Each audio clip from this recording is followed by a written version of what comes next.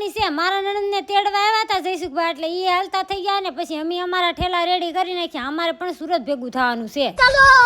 બસની ટિકિટ લખાવી નથી એટલે અમારે લોકોને લાઠીથી જ બેવાનું હતું. પછી તો હું આ જો બસ મળી ગઈ, પણ સેલો સોફો મળ્યો. નરેશ કે રોદા ખાતું ખાતું પણ જવાનું છે.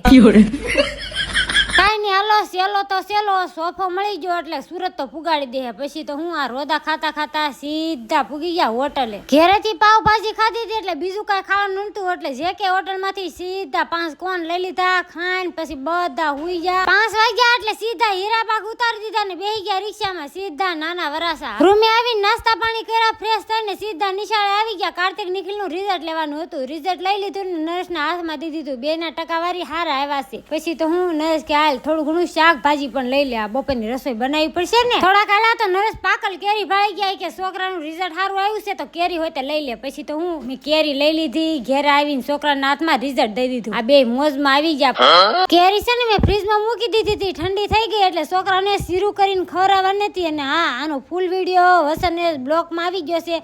જલ્દીથી જઈને આટો મારી આવજો. વિડીયો ગમતો લાઈક છે.